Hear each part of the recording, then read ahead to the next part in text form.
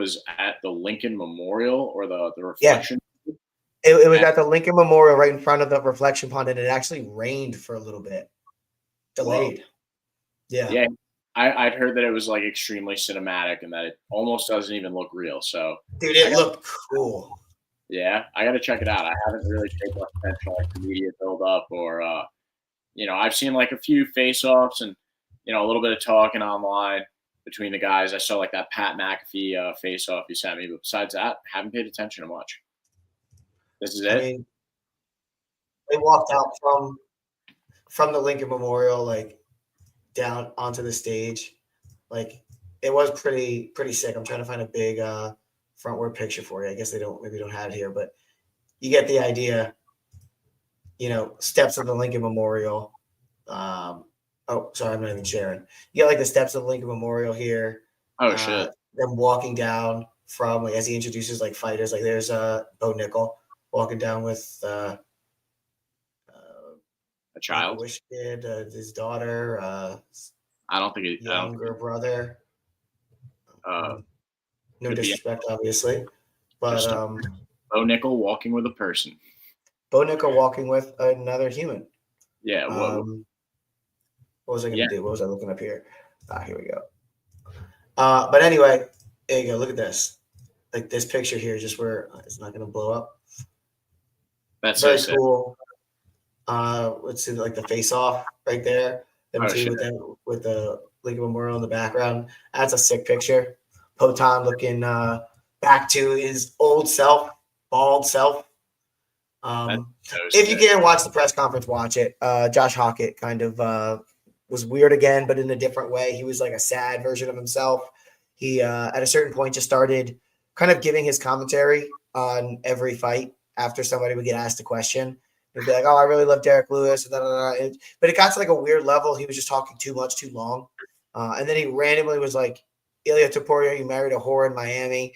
Sorry, I didn't mean to say that. Like, yeah, I'm sorry. I love you. You're a great fighter, but you did marry a whore. I'm sorry, Hockett." Like, he goes, "The Incredible Hawk said that. Josh loves you, but it was rough. You could hear like I watched the McGregor stream of it, the McGregor like productions.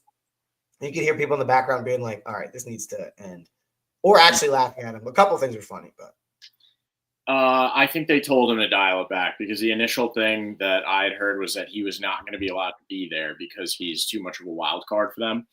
Yeah. So I would assume that like they told him, "Yo, don't go too nuts." I'd heard also rumors that they might be showing this one on CBS. They asked Dana about that. They're like, "Is it on CBS?" He goes, "It's on Paramount Plus. That's all you need to know. It's on Paramount Plus, start to finish. Watch it on Paramount Plus." Yeah, I saw someone online saying that like certain CBS like local channels don't have like programming or whatever for that time, or it's like reruns or something, and that like they might throw it on there if they expect viewership to be low. But I don't know if that's true. I mean, I think he's always been like, "This is my choice. We're leaning into it," and so I can see them just leaning into the Paramount Plus. Like this is just what it is. But I'm excited for it, man. I think it's weird that it's on a Sunday.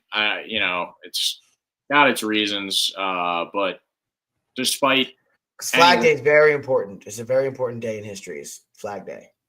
One of the most important holidays is Flag Day. We love Flag Day. It's a good day for fighting.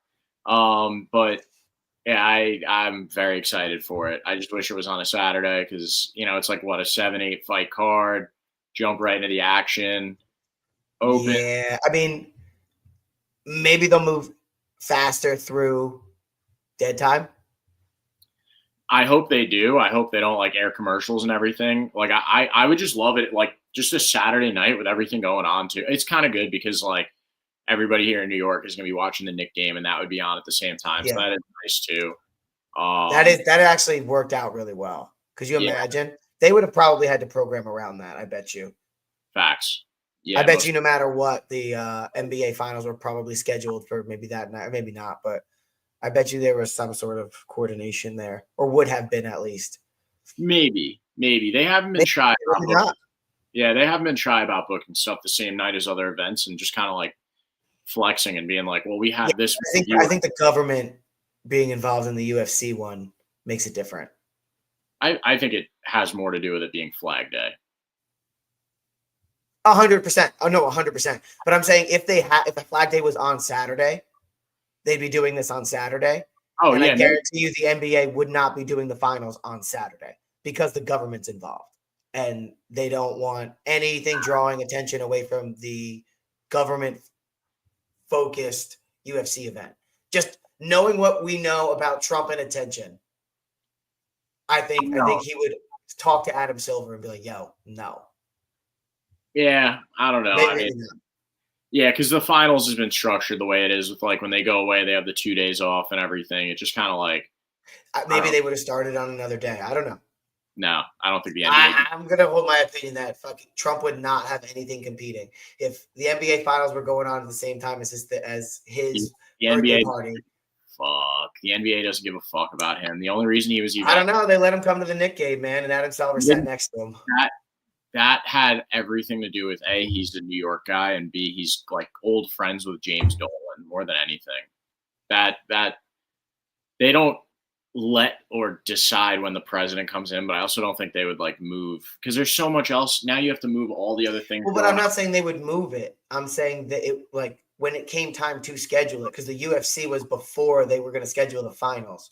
No, I bet you they would make the finals was that weekend or these 6 days, a year ago.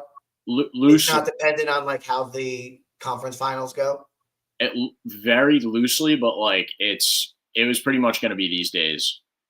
I don't know. I feel like there would be flexibility in that, and again, if it had nothing to do with the government and Trump, then I'm all with you. I don't know. I don't think Trump's going to get told no. Like, what's next? He's going to cancel, or he's going to cancel the Super Bowl because it's the same day as the State of the Union. And not if it was on his birthday, and he was having a birthday party to directly compete with it. I don't know. Anyway, say what you want. Do you think this Diego Lopez fight against Garcia starts at 8? I think it's going to be a lot of cinema and a lot of theater and a lot of like hype promo stuff. I think it's going to be like, so remember the Apex. So it's going to be like a midnight 1 a.m. finish, you think? Well, no, but remember the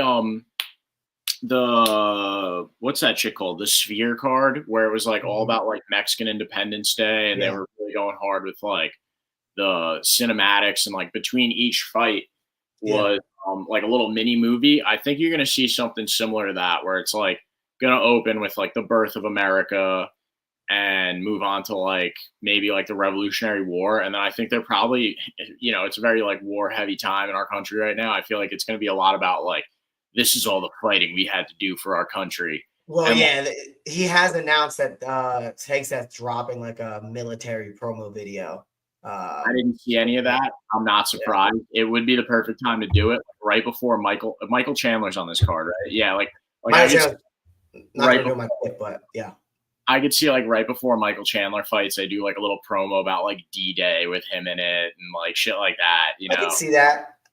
To push back, I think I could see it going the other way also, where they know it's on a Sunday night, so they run through it because Trump wants it to be the best card of all time. So I wonder if there's going to be some part of like, hey, this card was all action, no fluff, like bang, bang, bang, great fights, no, no ground game, nothing boring. I mean, Dana came out and announced first thing is like, the performance of the night is going to get $250,000 or $225,000, and fight of the night is going to get $400,000, or $500,000 or whatever it is. I guess it would make sense if it was $250,000 and $500,000, but for whatever reason, I remember $400,000 and $225,000, which seems like a missed opportunity to not give out $250,000 at $250,000. But I mean, I'm no marketing whiz, but they're going to incentivize finishes as they did with that Sphere card, right? So I could also see. I'm not saying you're wrong. I could see very much like what you're saying, but just to push back, I could also see them cutting that and say, hey, all action, all the time. This is going to go down as the best, most violent UFC card of all time because, Trump's the best and only the best. Yeah. While I think like, I agree with you that would be like ideal. I also just don't think from a production side, they could do that. Like, I don't know if you could do it where like, all right, this fight just ended, like this dude's asleep and now get the next guy going. Like that time in between where they're like, get the next, because you don't know when the fight's going to end immediately. Whereas, no, of course. But they're where they're like set, where there's, you know what I'm talking about, where there's 15, 20, 30 minutes between fights. I'm like, the fact that it's on a Sunday, I don't know. That one is ridiculous. I don't think it's going to be that long, but I think it's going to be probably closer to like a 5-10 minute video. Yeah. I think they're going to do a lot because they did it so hard for like the Mexico card. I feel like this one's going to be a lot. Yeah, that's a good point too. Yeah. And they also, that one was that's actually a really good point. This is like the USA version of the Sphere. Yeah, exactly. And that one was really cool too because they went. Sean O'Malley's on both. They went all the way back to like Bo Nickel's on both, right? I don't know about Bo Nickel, but they went back to like Diego Lopez though.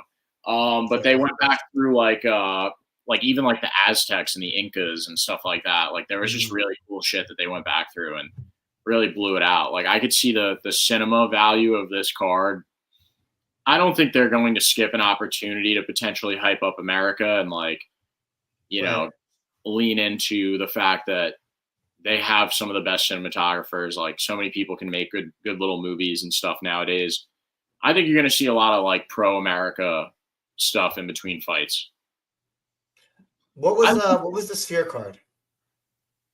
UFC 306? Maybe. Diego Lopez fought 306. Yeah, he fought like Ortega on that. Oh yeah, that was O'Malley versus Davishvili. Yeah, that was a sick one, man. That was a cool one. It was like a one-time card. I feel like that's what this is going to be too. I doubt they'll ever do this type of fight again. Like outside, even is a huge stretch for them. Yeah, what is the contingency plan if it rains? So what they said is, if you look at the way the UFC Freedom Dome is structured, like you can kind of see that the canvas is covered by this giant LED tarp thing. But Dana said they also have like 3 or 4 backup canvases if they get wet to be able to rip this off and put a new one on there. That's what they're going to project movies off of on the inside, I bet you. Like the little movies are going to be off of the top of that because that looks like a screen. Off the inside? Yeah. Maybe. Yeah, it's going to be something like that, I bet. Where like at home, it'll look like a little movie, but when you're sitting there, it's going to look it's going to be like projected up at the top. I think that would be pretty sick. It's going to be really cool, man. And personally, I'm a patriot. I love America. It's a, great place to live and the only country in the world where this type of stuff happens. And it's, nobody's getting like murdered if they lose or anything, like gladiators for the leader. Under the canopy. They can pull the official fight time slightly forward or push them later into the night to miss heavy storm windows.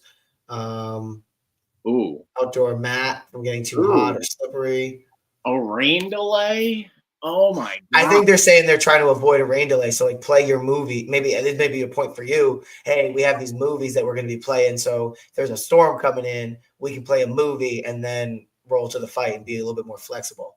They're gonna have them anyway in between a lot of the fights, and then I'm sure like some of the bigger ones, it'll be like a regular UFC hype video, like this man came from a tire shop in Brazil. Yeah. But besides that, I think a lot of the fights are gonna be like, America was founded on fighting values, like shit like that. That actually was a good voiceover. I think I could do voiceovers. I think you absolutely could, especially considering I know a guy who does voiceover, and when you actually hear his voiceover voice, it's a lot deeper and a lot earthier. So it definitely goes through some kind of whatever. So I'm like, oh, you don't necessarily have to be gifted with that great of a voice because it's going to go through tuning. I bet you it's more of a tuning job than it is really a vocal job. Maybe it's a mixture of both. It takes talent in both. In a world. Guerrero. So I also think who's the guy from Sons of Anarchy who does the voiceover for the UFC? Oh, Ron Perlman. Yeah, I don't think that particularly sounds like Ron Perlman if I didn't hear it as him, or it'd say Ron Perlman. Like when I think about it, I'm like, all right, I think I hear Ron Perlman, but I'm not like, yeah, that's definitely him. At least not the same as in Sons. Yeah, or like Hellboy. I do agree with that. I'm a fucking nerd. So like I've seen him in a lot of animated movies. Yeah. He does like a lot of the DC, like do you know who Deathstroke is? He plays Deathstroke a lot. He's fucking familiar. He's like Deadpool if he wasn't like a comedian, if he was just straight up like evil. And he does the voice of him a lot. So like when I first started getting into the UFC, I was like, oh, I know that voice. That's fucking Deathstroke. But, does he sound the exact same as in Deathstroke when he's in the UFC, or is it altered? Puts a little bit more of like an evil emphasis on his voice, but it's like pretty much the same. You know? Yeah, I mean, fair enough. You know, there's a talent in that, but yeah, he's sick. There's no prelims on this fight, so we want to just jump into these. I guess, is it a main card or just card picks at this point, right? It is the UFC Freedom 250 card.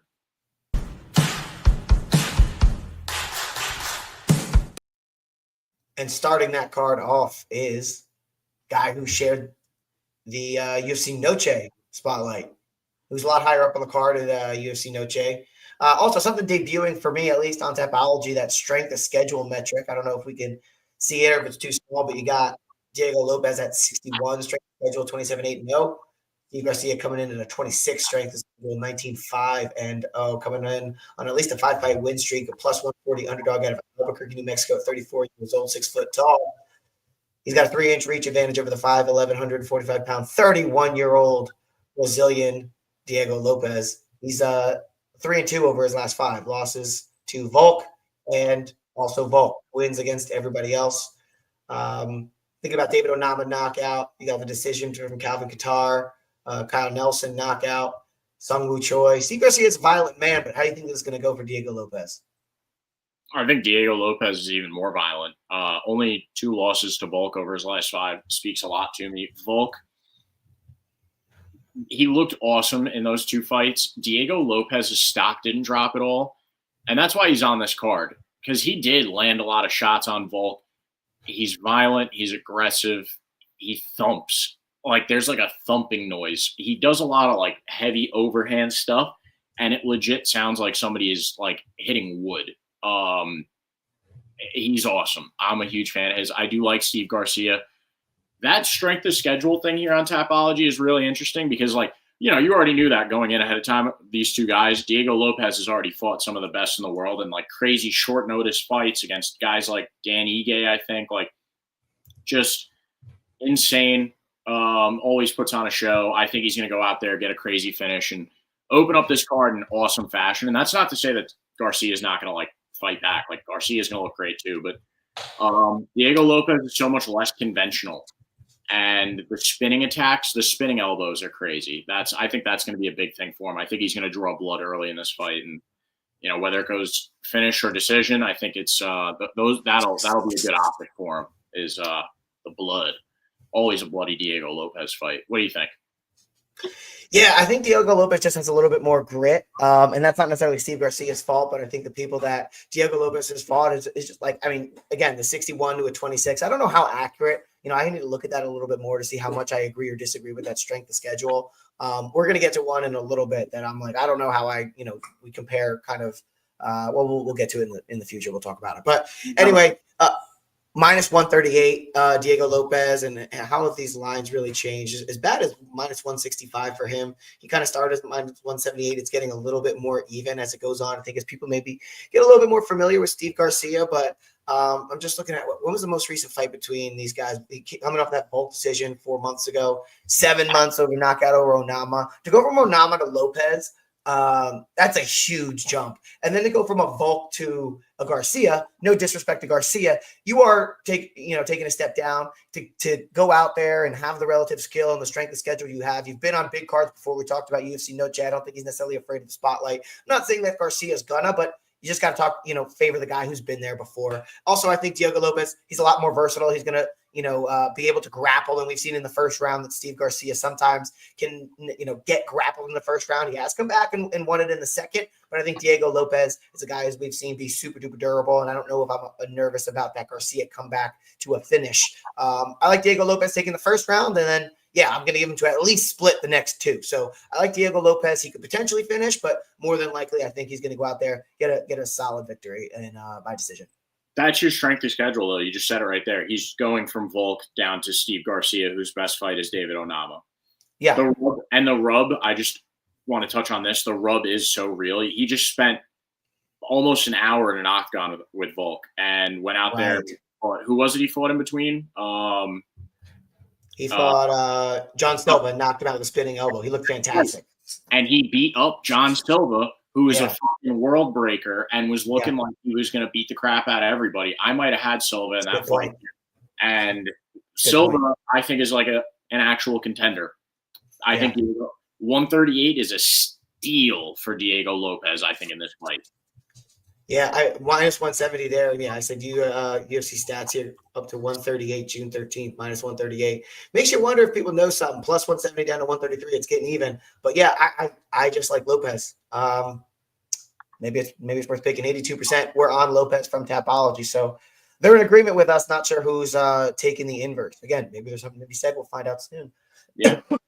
Next up, Bo Nickel, Kyle Daukaus. Why don't you set us up?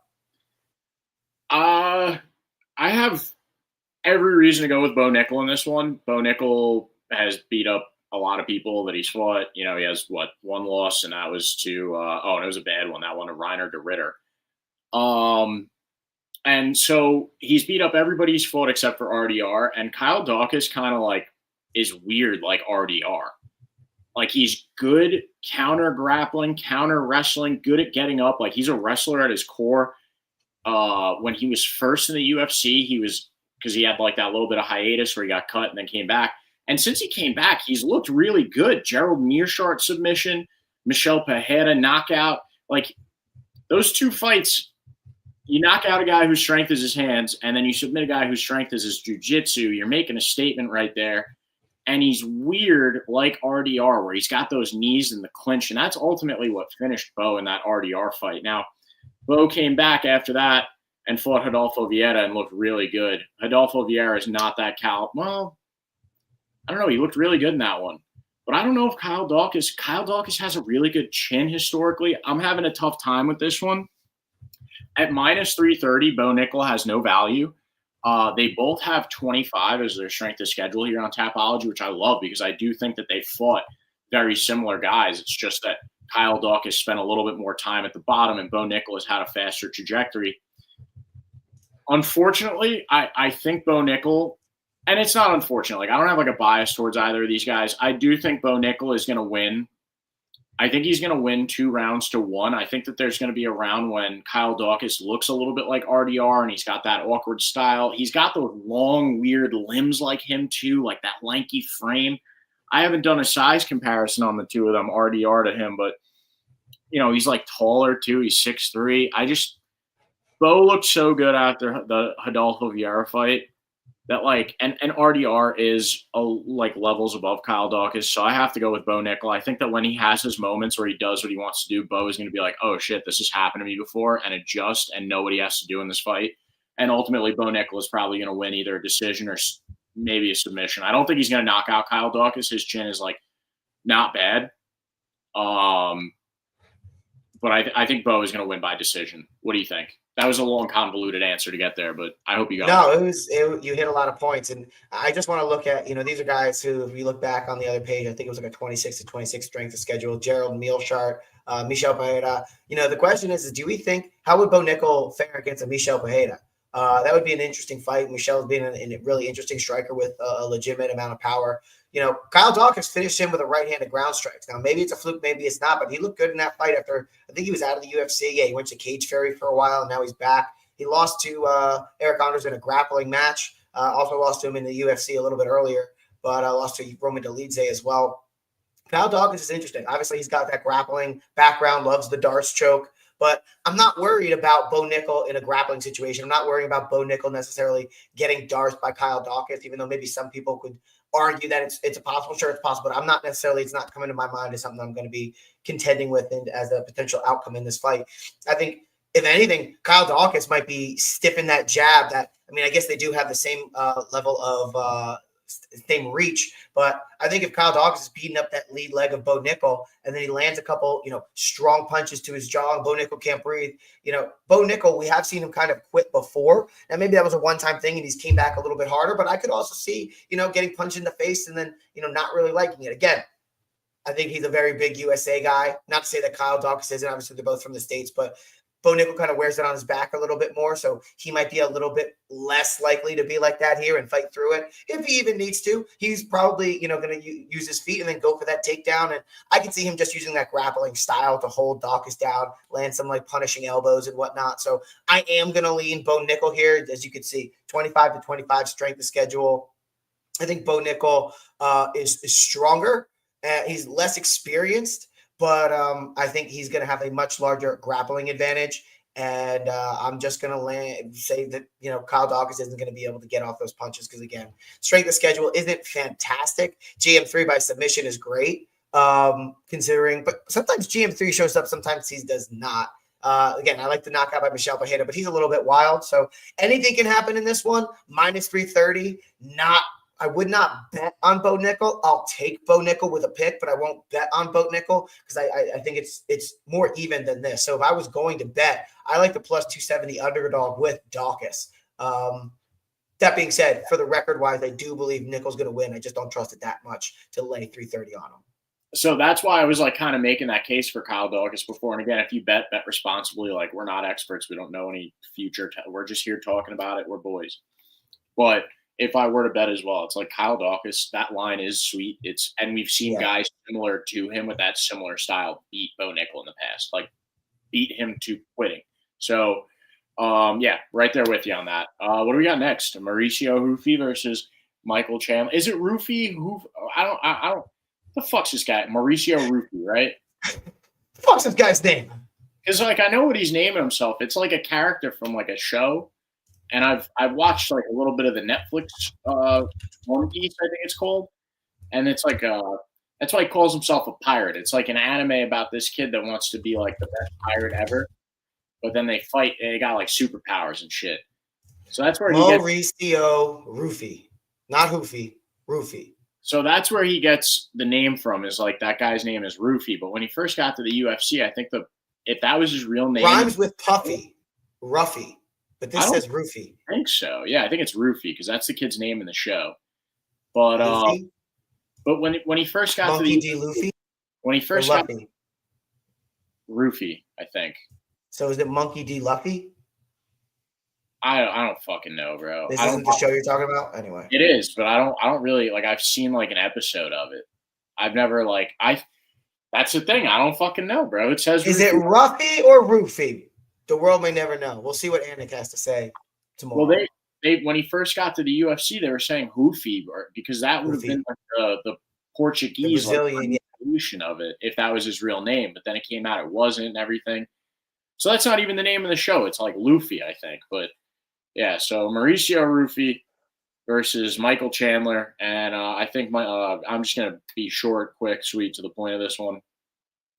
I think Michael Chandler is going to eat shit in front of his kids and in front of the president, in front of a lot of people that he really cares about and loves. And I think he's perfectly okay with that, but I think he's going to get knocked out. I think it's going to be a round 2 swift kick to the jaw. It's going to be something that Rufy sets up for the whole fight. Chandler's going to be real squirrely and going there for a takedown early. Maybe he gets it, but Rufy's not bad on the ground at getting back up. Although, who did we see? Who was it that? Oh, Benoit Saint-Denis. That's right. But Michael Chandler ain't BSD. So, maybe Michael Chandler's going to retire in UFC Freedom 250. That's what he's doing. He's 40 years old. Like, come on. Maybe, probably, potentially. It's. I mean, as an American, for him to go out, that would probably be a great spot. He's probably getting paid. 1-4 over his last 5. And this is a kid that, like, you can respect going out too, because like he might be somebody someday, but only win at the Tony Ferguson. The stage, the occasion, you're absolutely right about all that. And his window is closing. He still looks like a fucking beast. But, you look at him too over these past couple of fights, he's looked more drained. He looks like it's getting harder to cut the weight as he gets older. He had agreed to fight Conor at welterweight at one point, which obviously seemed like a comfortable decision to him because I think the weight cuts are getting tougher and makes his chin weaker. And I think that Rufy's going to set up something over the course of the fight where, you're going to see these kids. You're going to hear DC and all that. He's setting it up, Joe. He's setting it up, Joe. And then it's going to be a moment I told you, Joe, he was setting it up the whole time. Look at that. he threw the hook, and then the kick came over the top. Like, it's going to be something like that from DC the whole time. And, it's I think that's exactly how this fight's going to go, is Michael Chandler snoring, unfortunately. I'm still a huge Michael Chandler fan. If you've been with us since, like, COVID, loved when he came to the UFC, but his window is closed. So, sorry. I just think it's such a kick in the balls for Michael Chandler to be on the card right before Conor makes his return. Like, you waited so long. And granted, yeah, you get on UFC 250, but Conor fights literally 3 weeks after. Yeah, that's fucked. What a kick in the balls, man. Yeah, and he's going to get knocked out at UFC 250 in front of the president, and then Conor's going to fight 3 weeks later. Yeah, he doesn't get the fight that for two reasons. Like, I think that fucked up he held out for that long, and didn't get it. Reason number two is, like, I actually think Conor is a way more beatable opponent for him than Rufi. 100 times. Yeah, and I mean, Conor, the way that fight goes in my mind's eye is that, like, Conor has his moments where he, like, outboxes Michael, and then Michael just takes him to the ground and, like, mauls him for a little while. Mm-hmm. Don't be surprised, though, to your point about Chandler retiring, if he goes, there's only one fight I'm coming back for.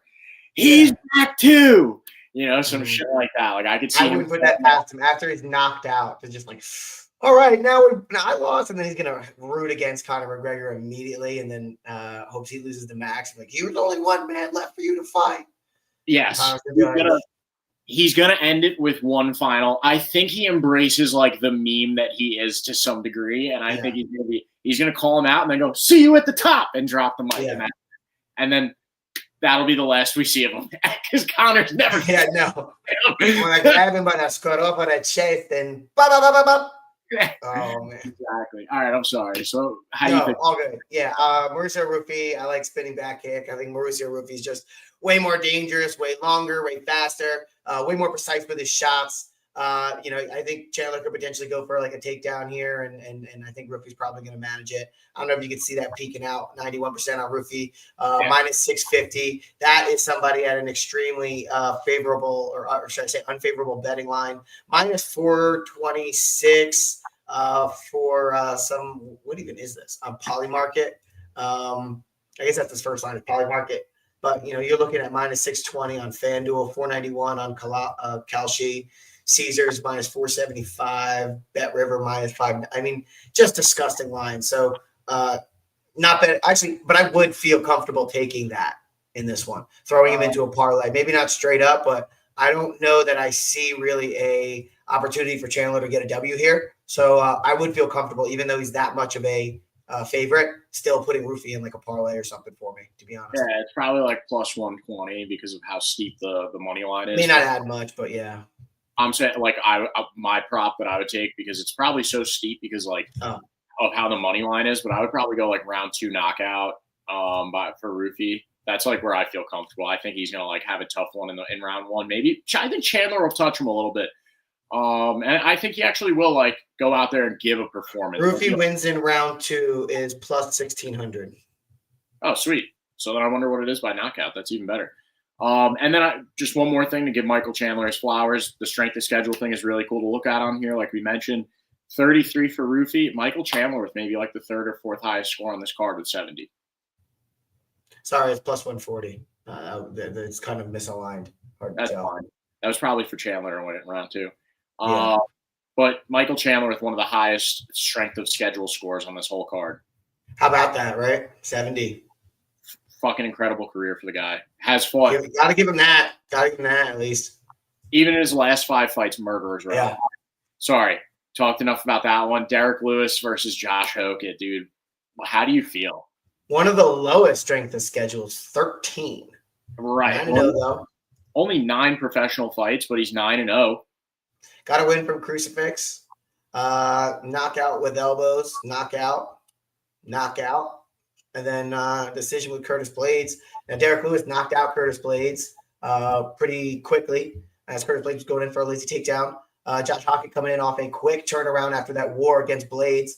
I'm just not so sure that Derek Lewis has that knockout potential in him. We haven't seen it in some time. We're looking back. Marcos Rogerio de Lima almost 3 years ago. Jonathan Almeida, I guess it knocked out Rodrigo Nascimento 2 years ago. All right, maybe I stand corrected. A year ago, Taliesin Teixeira left hook to follow up, and then he lost via knockout to Waldo Cortez Acosta. Derek Lewis has a little bit of foldability in him. I think he's going to want to probably silence Josh Hockett, but after the press conference performance, he was kind of like laughing at Josh Hockett in like not a disrespectful way, but just in a like this guy's actually kind of funny way. So with that being said, like I don't know if we're gonna. I mean, I know we're probably not gonna see the best version of Derek Lewis. Is it going to be a version that's going to come able to knock out Josh Hockett? Maybe on a normal circumstance, I would say no, because Hockett hasn't gone through a war. We showed with Blades that he's fairly durable. Is he going to continue to be durable? He's 28 years old and hasn't taken that ton of damage, but this is fairly recent. Derek Lewis is slow. The power's not gone, but he is kind of slow. And Josh Hockett is obviously hittable by Blades. But Tapology has 82% on Hockett, 300 or minus 340. He's the moderate favorite. I don't know that I feel comfortable at minus 340 looking over at best fight odds, minus 355 on Polymarket, Calcium minus 382, down to minus 400 and 450 on Betway. Insane. I thought it would be closer, but maybe I just need to get on the Josh Hockett train. I'm kind of off the Derek Lewis train, but I don't know that I'm fully on with Hockett. I think mostly what's holding me back is that 4-month turnaround from a war. But being that we just haven't seen great stuff from Derek Lewis and Josh Hockett is of a higher skill level than I initially gave him credit for, I think I'm going to lean Hockett on this one. I know it's not a crazy pick because everybody is kind of going. We just talked about how much of a favorite he is on all the different betting sites. But I just think he's got a little bit more energy at this point in his career, Keith. Like he has just a little bit more. No worries. He has just a little bit more like off. So I got to go Hockett just for the battery. What do you think? I was just looking at these odds as well on my end. Plus 270 for Derek Lewis. That's where I'm going all day, bro. And do you remember in 2018 when Derek Lewis knocked out Alexander Volkov, what he said? Dude, I see mine plus 320 at Caesars. Like, you can get a better line than that. Beautiful. I was just looking at like Tapology and FanDuel. Yeah. But, sorry. Do you remember what Derek Lewis said after he knocked out Alexander Volkov? That was the balls hot? Nope. What'd he say? He's not going to lose in front of the president, bro. He said, so he knocked out Volkov like in 2018, and the first thing he said, he was like, I forgot, a few hours before the fight, Donald Trump called me and told me I got to knock this Russian motherfucker out because they're making him look bad on the news. You know, him and Putin and that shit. That shit. Fuck what they talk about, USA in this hoe. He's not going to lose, bro. And he's big on respect. Derek Lewis is a fucking dog. He's very big on respect. He does not like when people talk shit, and he gets fired up about certain fights. We've said it. We've been in these positions before with Derek Lewis. Like, he's been in the UFC for a long time. I literally remember talking about this with you about Curtis Blades and like writing a blog about it. And we were both like, no way Curtis Blades loses, dude. His wrestling is too good. It's going to neutralize the knockout power because – and what did Derek Lewis do? He went and he took the wrestling for the first round. Round 2 opens and whoop, that uppercut kills him, knocks him out, sleep, dead. Derek Lewis now rolls into a couple of fights where he should win, and we're like, oh, my God, he's so good. Fight Cyril Gane, slumps. Comes back when we're all like, yo, he's no good anymore. He's a fucking huge underdog. He's no good anymore. Comes back, wins. He's good again. Favorite, loses. Big underdog in a position like this, Derek Lewis performs. And that's how I feel personally. I mean, he's an iconic guy, bro. Both of them are. This is like a WWE caliber like matchup in terms of personalities. You got My Balls is Hot, and one of them, 2 just quotable guys. It's like you want, and they might both be throwing middle fingers at each other. I'm so excited for it. The final point I want to make, though, before I get into like how excited I am, is that Josh didn't show me anything special against Curtis Blades, but with his hands, his tenacity, his grit, his toughness, fucking amazing. Curtis never tried to really wrestle him in that fight. He never tried to really wrestle Curtis. And I think he left himself open to so much shit that Derek Lewis would pop him in the face and put him to sleep. Like, there was a lot of that fight that he's like, running forward with his hands up, and Derek Lewis is going to sit back and go, bang, and kill him. Yeah, that's a good point. Josh is sloppy, bro. Yeah. He's only in this position because of his personality and the fact that, like, Curtis Blades himself is not, like, a great boxer. And Donald Trump specifically requested Derek Lewis. Yeah, this is insane, bro. Yo, that's what I'm saying, dude. He's not – he has, like, a weird relationship with Trump. Like, the two – he might be his friend or a supporter or something, but I don't think he's – During the Blades Hockett fight, Trump leads over and goes, why isn't Lewis fighting? And Donald Trump's like, hey, you want to fight Hockett? Yeah, the guy who's just in this war is going to probably have brain damage. You can almost surely knock him out in front of Trump. Oh, you don't lose in front of Trump? Right. Forgot about that. Yeah, he asked me specifically. Why don't we set it up for 4 months? He won't be recovered. You'll knock him out. Keep your streak. Right. We'll get this guy to shut up. Oh, perfect. All right. See you later. Bye. I'm not betting on Derek Lewis during this fight, right? I mean, during this episode right now as we speak. I'm not doing that. So maybe no. I'm definitely not. We shouldn't bet on Derek Lewis. I definitely not putting my mortgage on that. I don't bet. We're not talking about betting. If you bet responsibly. But I'm just saying, if I did bet, then I would kill the Derek Lewis line. What the fuck is that, bro? What are people thinking? We're not thinking like you, Keith. That's why you watch Pickin Fights. Hell yeah, brother. Speaking of fights, what's that? Like, comment, and subscribe. Yeah, exactly. Like, comment, subscribe. Speaking of Pickin Fights, did Dana White make this matchup with Sean O'Malley that he can knock out the Ariel Helwani lookalike in front of the president? Just to be like, well, I don't think it's going to go that way, personally. You don't think so? All right, tell me why.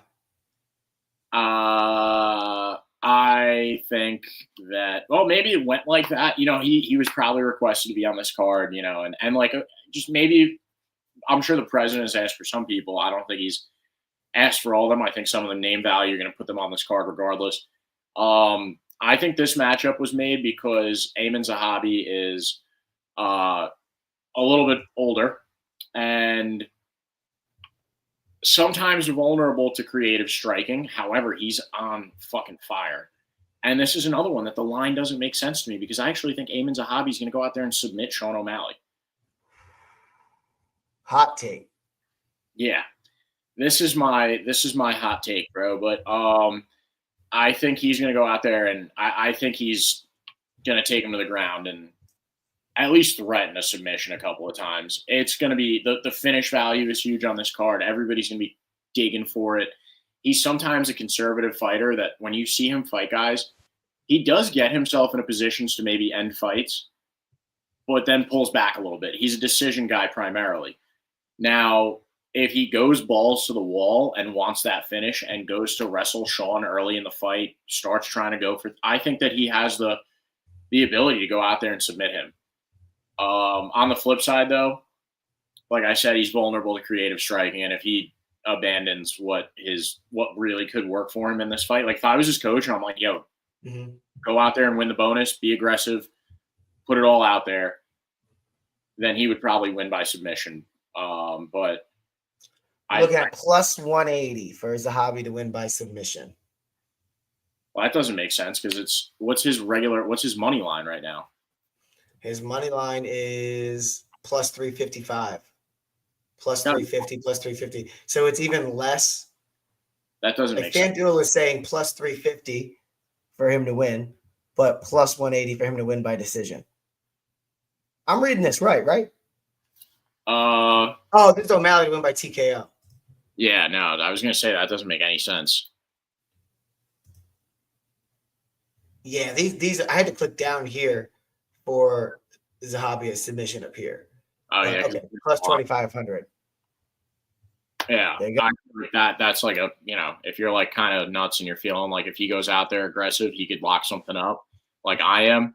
He's been like a little bit more of a decision fighter, and some of those guys out of TriStar are like even going back to GSP when they have the ability to finish fights. Sometimes they would rather be more comfortable just winning on the judges' scorecards, but if he goes out there and tries to finish, I think he can lock something up on O'Malley early in this fight. On the flip side, though, O'Malley could land it just dink, dink, dink off the chin and call it a day. So There's that too. He is one of the best strikers, and Zahabi is not excellent, but he's got a good resume. Oh, sorry, Keith. What? No, I just he's got a decent resume. You know, just old. 38-31. He's got that split decision win over Marlon Vera. Did look solid in. He had the Jose Aldo win that we all hated him for not letting Jose Aldo fight. Pedro Munoz, yeah, he looked solid in that one, but Pedro did not look great. Javid Basharat, a little over 2 years ago. Solid fight, you know what I mean? But I think, you look at the two losses, Marab. Amon is not Marab. I think outside of Marab, O'Malley has really good takedown defense. We saw Song Yadong try to take him down, and O'Malley was able to ward that off. I think Zahabi's best skill at this point is probably going to be his game plan. And I think Sean O'Malley has been in there with better grapplers and been in there with better strikers. I don't think Zahabi's bringing anything that Sean O'Malley hasn't seen and beaten before. So I don't think the game plan is necessarily going to hold up. So I'm going to go Sugar Sean on this one. Minus 420. I mean, I agree with you on that. Like, your logic is very solid. I just think it's like more of I'm kind of going with underdogs on this card too. That's like, I hear it. It's a fun pick. Speaking of fun, Gan is only fights in like. I'm going O'Malley. I'm running that back. I'm going O'Malley. Sorry, just he's not going to lose on this card. It's too big. The moment's too big. Yeah. All right. Sorry. We got Alex Pereira versus Cyril Gane. I'm sorry. 80. I just want to note O'Malley has a strength of schedule of 75. Zahabi 28. Take it with a grain of salt. Yeah, 80. Cyril Gane 66, 13-3, 13-2. No contest against Tom Aspinall. He was fighting Tom Aspinall well. It wasn't like it was very clear who was winning on either side of that. We had a fight on our hands. Volkov split decision. We know Volkov can be a great striker. Sergey Spivak finished him. Lost to John Jones quite dramatically. And, knocked out Tai Tuivasa. So let's put a little bit of respect on Cyril Gane's name, right? He's in the heavyweight division. He can get some wins. That being said, we're looking at Potan Pereira and Jamal Hill. Made quick work of him, easy work. Prochazka, I think maybe twice to Prochazka. No, maybe only once. Yeah, this was the second one. And then Khalil Roundtree knocked him out easy. Lost that decision against Ankalaev. And I think he was like real sick, went up before, came back, knocked him out. I think this is probably going to be a stand-up battle. And I think Pereira's, it's his world. Yeah, people are making some big stink about him coming in, weighing potentially 252 or 258 pounds, looking maybe a little bit fat. I think at the end of the day, he's probably best at heavyweight, considering if he's going to be – listen, he's probably going to be best at heavyweight for a couple of reasons.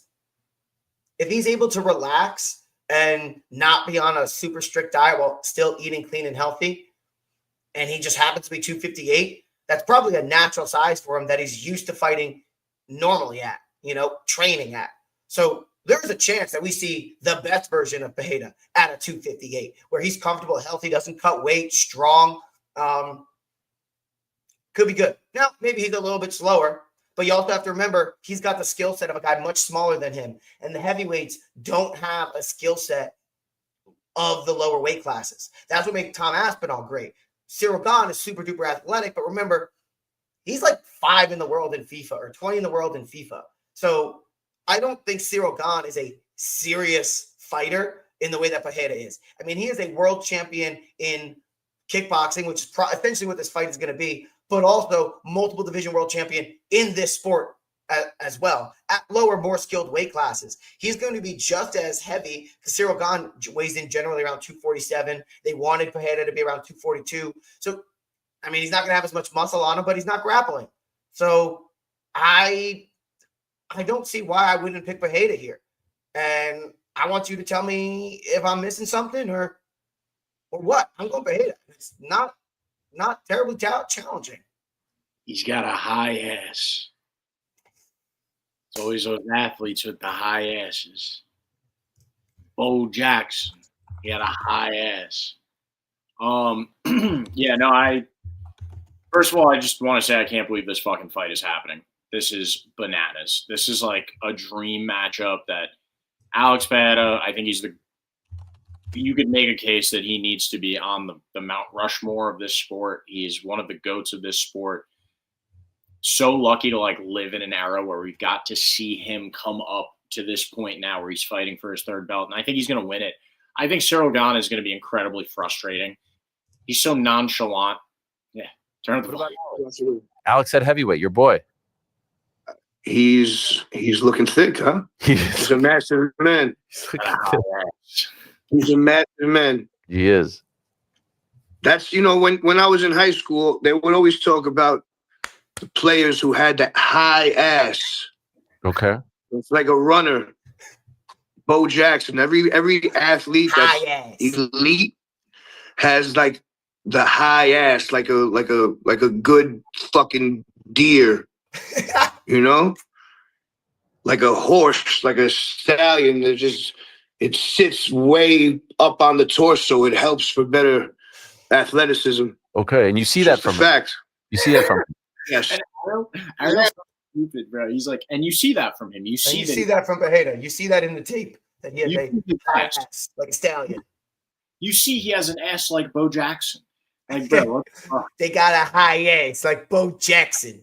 Like Ariel honestly has no aura, bro. He has like no fucking riz at all, or whatever the kids are saying these days. And like, a high ass is what you see on him. You see his butt. But yeah, no, I agree with Action Bronson about that actually, though, that like Alex Pereira does have an incredibly athletic build. I saw a take on that on Twitter too, and it was always it's always the fat guys that like wanted to play sports their whole lives that I think I told you this, that like observe the physiques of like other athletes are like, that guy's got long limbs. He's got like you got to look at the thick kneecaps. The thick kneecaps is where it's at. He's got those hard hands, those big hands and fat fingers. Lunchbox fists. Bro, a kid that I went to college with was straight up talking about like Conor McGregor punches walls and it makes his hands bigger. It's like wolf syndrome or something. I had a guy I remember in middle school, I'll never forget it. Corey Cox would tell me that he punches cement to make his knuckles harder because microfractures. And I'm like, you're insane. And then I grew up and I'm like, actually, there's probably something to that, to be honest. I will say his fists were hard as hell. That's the clavicular shit. It's called it's like wolf something. It's like a real thing. But no, I think Alex is fucking awesome. He's one of the best of all time. Cyril's going to be frustrating at first because Cyril's sideways. Cyril fights very sideways. Like Alex fights in like a straight up like head on manner. Like, if you want to compare the two of them, like it's almost going to be like a cobra and a mongoose. It's because like mongooses are very sidesteppy and cobra's very like head on, just cha. That's what Alex is going to be doing. He's going to be trying to close the distance and land those hooks, those uppercuts that have so much power behind them. That left hook is devastating. Where Cyril can fight in both, southpaw and more of an orthodox stance. He's good in both. He throws those kicks and just he's going to stay on the outside the whole time and really try to kick the body, kind of be annoying and play for a decision, do that like karate play with his hands out. And it's going to be frustrating. I wouldn't be surprised if there was an eye poke. It's kind of his signature move. While I do think maybe Tom, I don't know, just give him his graces, bro. The UFC has also kind of fucked him. But, it's Cyril Gane. It's going to be a stylistic annoyance for Alex. And it's going to be annoying to watch it at home, too. I think a lot of people are going to be like, why is he not, trying to do more? And then he's going to pop off in like the third round. And at which point, I think, because, then he starts to pick it up. He's got great cardio. Alex has great cardio. He's been in so many of these fights. And I think at which point when he tries to start speeding up and doing his thing as the fight goes on, as he typically does, that's when Alex is going to just land something devastating and put him out. Like Cyril's going to close the distance a little too quick and bop. This is his game. Like you said, it's a kickboxing fight. It's going to be Alex's game. Yeah. He's the best at this. 100%. And I think the first two rounds might be a little bit boring because you see Alex being like stoic, and just kind of like downloading and, okay, let me get a feel for your style, blah, blah, blah. And then, when Cyril kind of deviates or he downloads enough, boom, you're going to see that left hook come in fast and hard as ever. Explode on Cyril Gane's chin. What? They're both so dangerous. So like you said, he's going to be plotting forward and Cyril's going to be going to the outside the whole, like maybe first two rounds of this fight where at home, you're going to be like, why aren't they doing enough right now? You know, and it's really just going to be the download because both of them are like, they're both gamers, you know, at the end of the day. They're both, Cyril's just a little bit more light on his feet, and Alex is a little bit more walky down. Cyril wants to pop out to the outside, make things more annoying. And yeah, I'm excited for this one. This is a dream fucking matchup. This is so sick. It's going to be great. Before we move on to the next one, we're both taking Potan here. I want you to look at the strength of schedule. 80, 66. 80, 66. Topuria. 68. Alex and who did we say earlier? Michael Chandler, I think, and Alex. Michael Chandler has the hardest strength of schedule than Ilia Topuria. Maybe because there's so many good fighters on there, but Ilia Topuria knocked out Oliveira, Holloway, and Volk in a row. Yeah. Just to make I think what they're doing on here too is if you fought someone twice, it counts twice. That's why like Alex is so high. He fought Izzy twice. Michael Chandler has murder, and that's why Diego Lopez is so high because he fought Volk twice. And then I think when you look at yeah, but you got to give Topuria something. I guess you're right. It does make sense. I guess you're right. I just feel like with those three knockouts, like that strength of schedule, I think I feel better if it was in the 70s. Well, maybe it'll be in the 70s after this. That's as high as Gaethje's, and Gaethje has been in the UFC and fought like just as many murderers. So I think it is pretty fair for Topuria to have his maybe making sense. You know, give him a 90, like better than Alex. You know, can't go too high up from where he's at.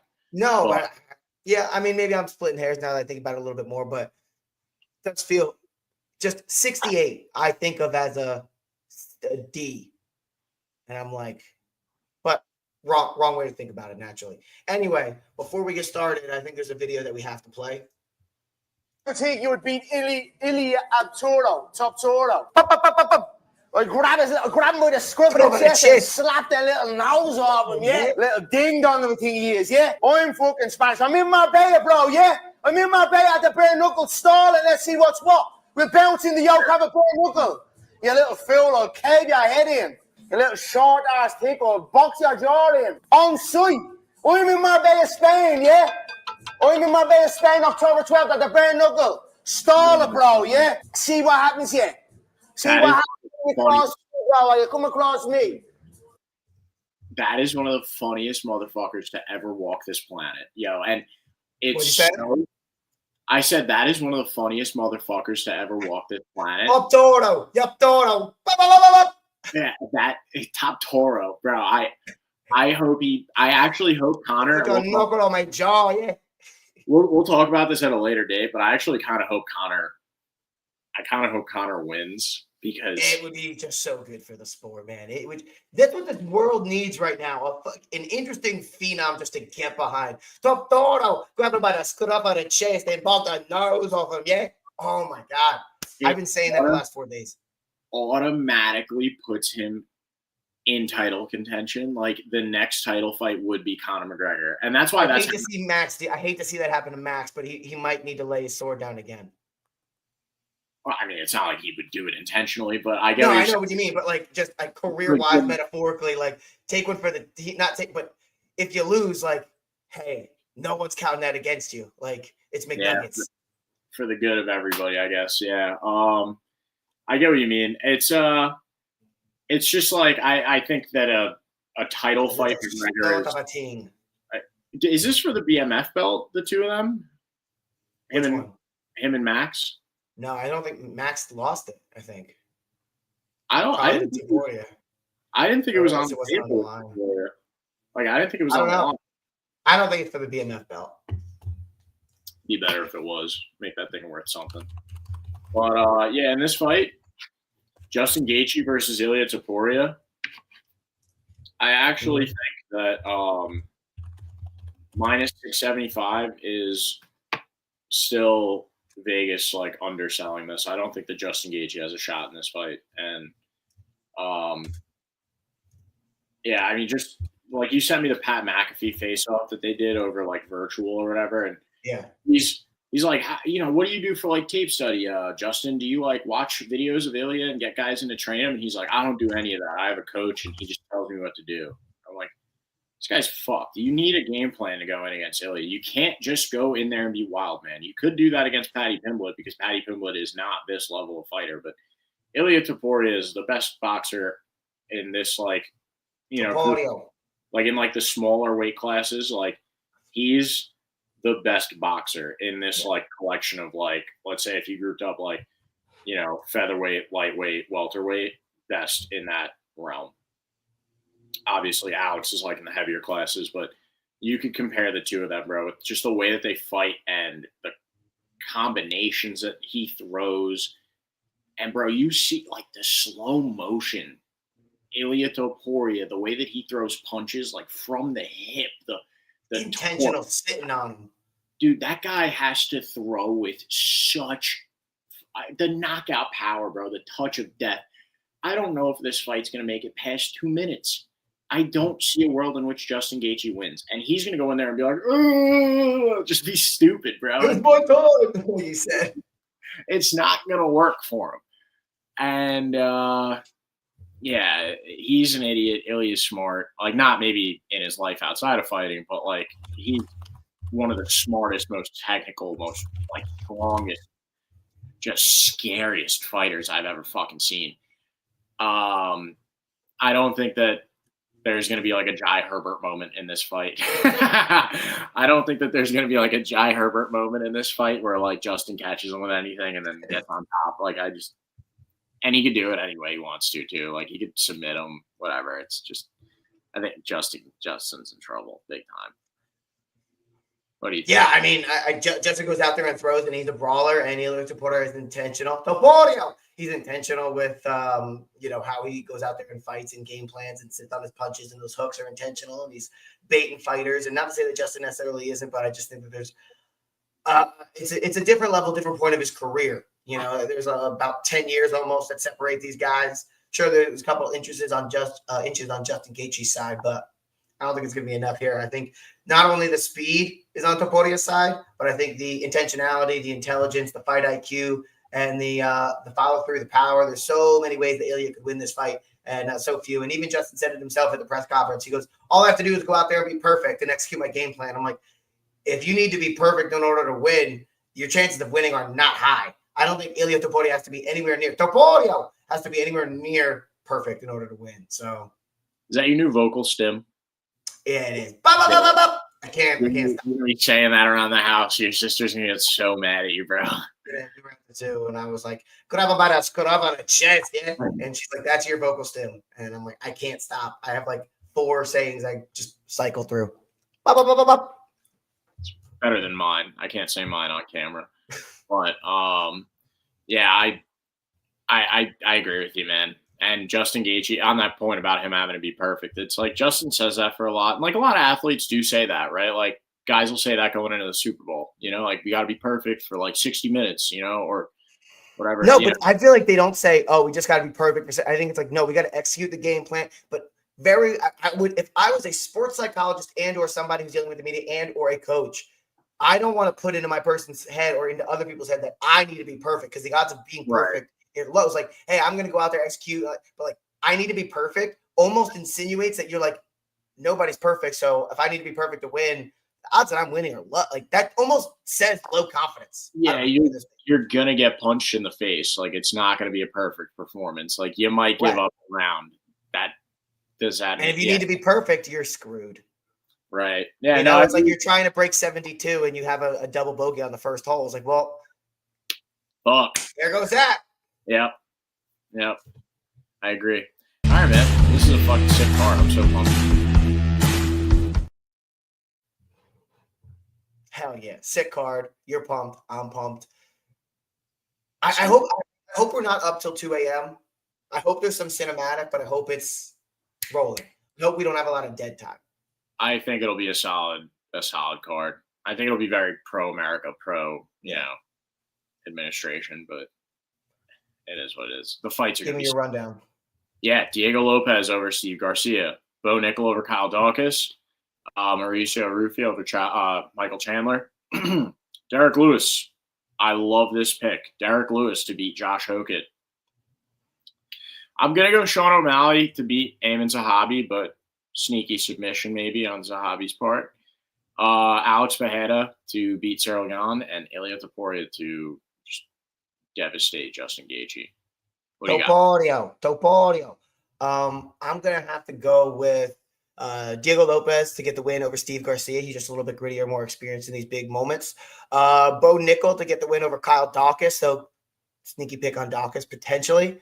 Rufy over Chandler. Nothing sneaky about that. Go with the favorite. Derek Lewis, you convinced me, Keith. I'm going to go with Derek Lewis over Josh Hokett, though. I think Josh Hokett might be able to pull it off, but I don't want to be there on Sunday night rooting for Hokett and torn between Lewis because I want to see Lewis knock him out in front of the president. So I'm going with my heart on that one. And listen, you made a good case. It could happen. O'Malley versus Zahabi. I think O'Malley's going to style on Ariel Helwani light. And then, or maybe Ariel Helwani is the light version of Amin Zahabi. Figured out. But Hayda over Gane, I like to happen. And then Topuria over Justin Gaethje. Slap that nose off him, yeah? So those are my picks for UFC Freedom 250. Love it. Absolutely love it. I'm fucking stoked for this one, dude. This is going to be a sick card, you know. And, you know, if it is long cinematics in between, perfect opportunity to go up and get a beer. No, I think that was a great point where this, I would hope or think, is going to be the USA version of UFC Noche. I think that's what it's going to be. And that was really well done from the production side. So the bar was set high with that. I think this one's going to be a good one. Yeah. I agree. Tom had the ticket there. Like, comment, subscribe. Leave us comments. Please jump in the chat. We missed a couple of our friends today.